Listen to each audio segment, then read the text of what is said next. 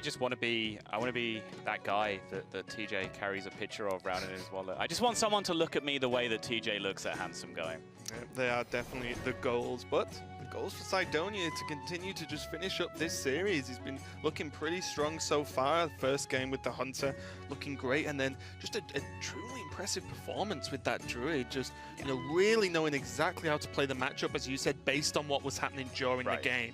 I mean, it looked really straightforward because, like, let's be real for a second, Cydonia drew the absolute stone cold nuts that game, but there were still mistakes you could have made that would have lost you that game. It was possible, and I think Cydonia played through his hand very, very nicely. He was, you know, immensely favored with the way the draws lined up, but you still have to play the hand, and he did it to great effect, and he's in a comfortable position because of it, and now has the Tempo Mage coming up against this secret-based Hunter, and I think the addition of the one card that Handsomeguy has kept in his hand here has had a lot to say about the evolution of this matchup recently, Raven.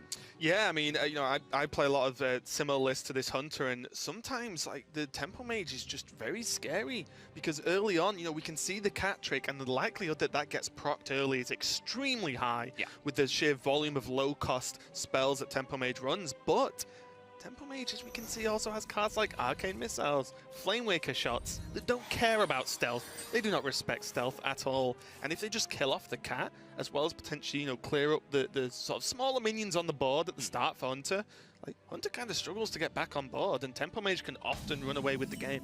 Yeah, this is a thing that people have had to pick up very quickly is, you know, ways that their deck have to navigate around cat trick. So, you know, you'll see Control Warrior doing things like, you know, holding onto the coin so that they can coin brawl at some point and also clear out a cat trick. Similar situation for Tempo Mage. They kind of want a couple of cheap spells and a Flamewaker. So they can Flamewaker and then 2 cheap spells. The first one procs the cat trick, and then the 2 spells combined usually take care of it. So it's a tough route to navigate through, especially when the Hunter is just being so aggressive towards you, often with, you know, through other avenues as well. But, you know, Cydonia with that double missiles in hand now could end up interacting pretty well with the cat trick at some point. But oh, secrets plus bow, my favorite kind of Hunter hand, Raven. Yeah, and definitely not your favorite when they equip bow and just hit face. Although with the second one, it triggers me so I know it does.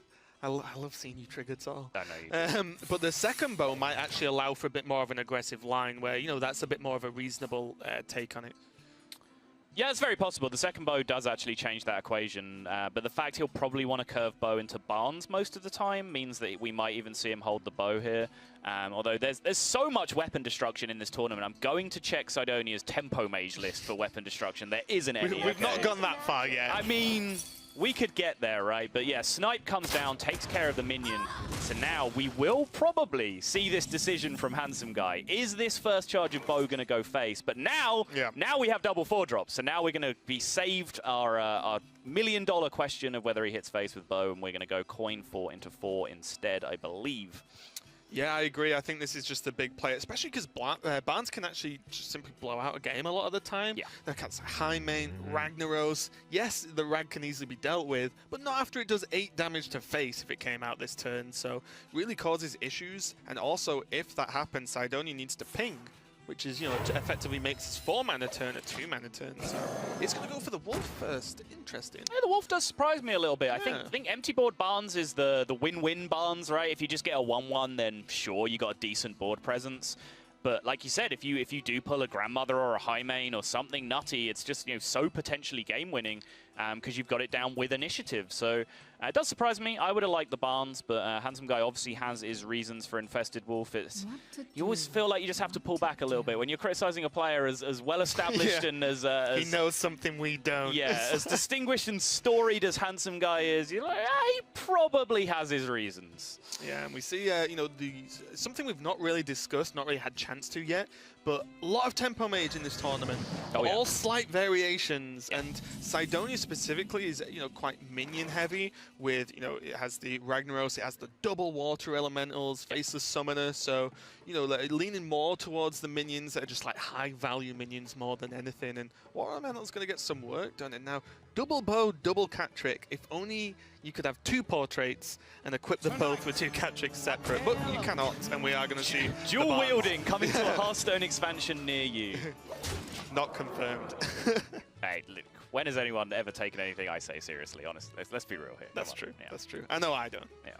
But it's going to be one of the worst cards you can get off Barnes, which is just a Houndmaster. Yes. Which is feels pretty horrible, as there are so many. Almost every other minion in the deck is better than Houndmaster. It's a weird dilemma with Houndmaster and Barnes when you're building the deck, because the fact that you have Barnes makes Houndmaster better because you pull beasts out of your deck, small 1/1 beasts, and you can then Houndmaster them into huge threats. But having Houndmaster in your deck makes Barnes worse. So you're like, well, what do you want from me, deck? Missiles! That was pretty insane. Yeah, that was huge.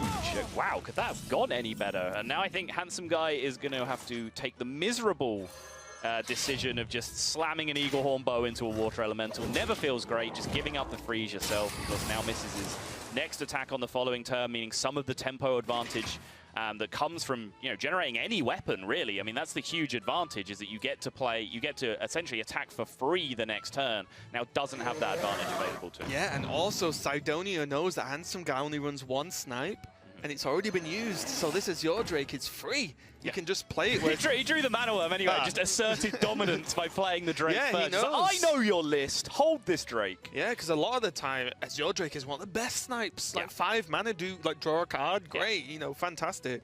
Really good for Handsomeguy, but not the case as it is Catrick, as we know.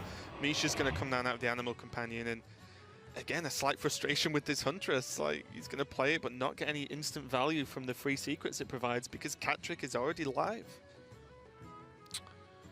Yep, so now just frozen up, second bow in hand, can't even clear the first charge to generate the additional mana. So this is really slipping away from Handsomeguy so quickly here.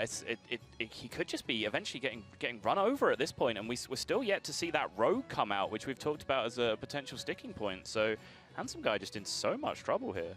Yeah, the only, you know, light at the end of the tunnel potentially, as we can see, is that Cydonia's hand, you know, can get some work done with blast and missiles and fend off with the mirror image, but other than that, not really a high impact hand. You know, he really does need to draw into another water elemental, a Faceless, Ragnaros, even a Flame Waker would be really good, but just something. And what does he get?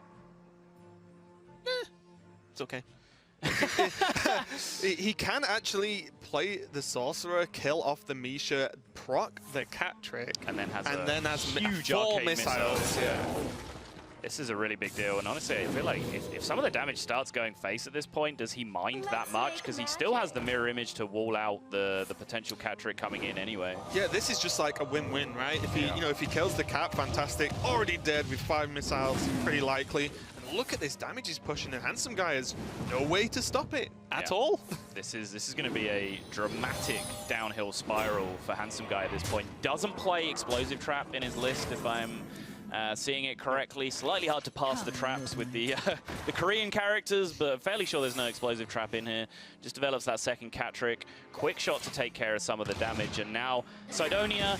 The Catrick is not going to have an effect on his turn, but, you know, it's a secret, right? He has to navigate through all the potential different options it could be, like freezing trap, and work out how to play his turn here. Yeah, and the mirror images as well. Just how frustrating is Handsomeguy with this bow? First frozen, now mirror images. Absolutely horrible for him.